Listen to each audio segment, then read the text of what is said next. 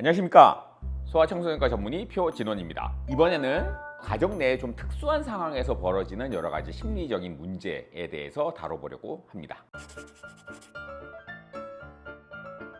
슬픈 반응은 부모를 잃는다든지 아니면 부모가 만성적인 질병 또는 심각한 질병에 걸렸을 때, 이혼을 하게 됐을 때도 슬픈 반응이 생길 수 있겠죠.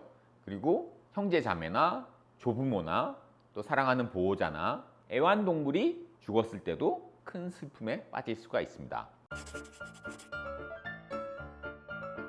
만 5세가 안 된 아이들은 부모가 돌아가셨는데 다시는 돌아오지 않는다는 사실을 이해를 못합니다. 근데 이제 시간이 지나면서 돌아올 거라고 생각했던 부모가 안 오잖아요. 그러면 이제 절망감을 느끼게 되는 거죠. 부모가 사망했을 때 연령별 반응을 보면 영아 같은 경우에는 많이 보채죠. 계속 울고, 잘 먹던 아이가 잘 먹질 않고, 안아서 달래줘도 울음을 잘 그치지 않고 하는 그런 반응을 보일 수 있습니다. 유아기에 가면 아이가 울거나 또는 흥분할 수 있어요. 퇴행 행동을 보일 수 있고, 협조를 거부할 수도 있고, 이런 이제 행동을 보이게 되죠. 만 5세가 넘은 이제 학령 정기 아동 같은 경우에는 표정이 슬픈 표정을 보이고, 창의성도 떨어지고, 평소에 재밌어하던 그런 놀이에 대한 관심도 뚝 떨어지게 됩니다. 그리고 이제 학령기가 되면 그냥 내성적으로 변하게 됩니다. 말을 잘 안 하고 혼자만의 세계에 빠지고 이제 슬픔을 이렇게 표현하게 되는 거죠. 가족 간의 유대가 아주 좋았던 가정이라면 좀 그래도 이런 스트레스를 풀어나가는데 도움이 되는데, 정서적 거리가 좀 멀었다든지 고통이 크면 클수록 이 아이의 어떤 이런 반응은 더 심각해질 수가 있어요. 하지만 이제 시간이 결국은 약이죠. 시간이 좀 지나면 아이는 이제 다른 사람한테 신뢰와 애정을 보이면서 점점 감정적인 회복을 이루게 됩니다.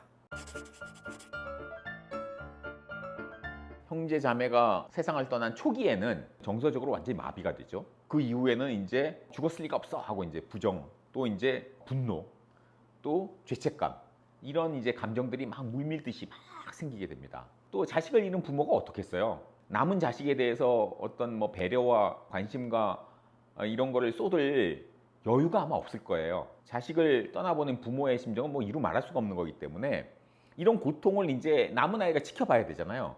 그럼 이제 무력감을 느끼고, 또 부모의 반응에 따라서 더욱 혼란을 느끼고, 부모가 또 자식을 먼저 보낸 다음에 부부 간의 관계가 안 좋아지는 경우가 있습니다. 서로 싸우는 경우도 있고 갈등이 일어나는 경우도 있죠. 그래서 이런 부모의 갈등을 보면서 스스로를 자책하거나 불안감에 빠질 수가 있습니다. 이런 경우에는 아이만 치료해서 될 문제가 아니고 가족 전체가 정신건강의학과 전문의의 도움을 받을 필요가 있습니다.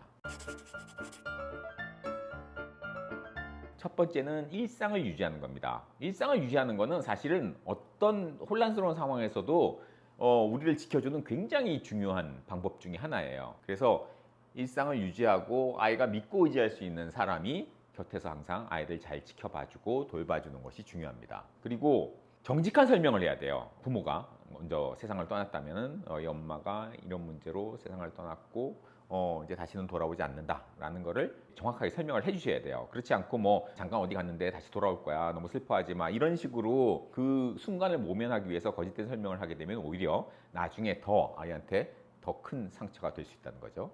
그리고 가족과 친구의 도움을 받아야 돼요. 주변 사람들이 다 아이를 이렇게 지원해주고 지지를 해줘서 아이가 이런 좀 따뜻한 분위기에서 안정감을 가질 수 있도록 해주셔야 됩니다.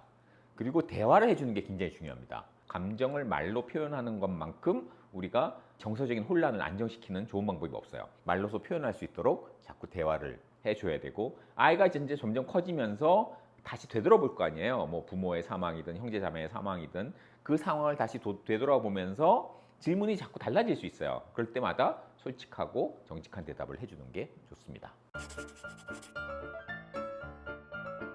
유아를 장례식에 참석시킬 거냐 말 거냐 할 때 고려해야 될 사항이 있습니다. 아이가 아주 두려워하거나 죽음을 이해하지 못하고 있는 상황이라면 장례식에 참석하지 않는 게 좋을 수 있습니다. 아이가 죽음에 대해서 어느 정도 이해를 하고 참석을 원한다면 장례식이 아이의 감정을 위로하는 그런 이제 행사가 될 수 있어요. 참석을 할 때는 이 장례식에서 어떤 일이 벌어질 거를 미리 상황을 설명을 합니다.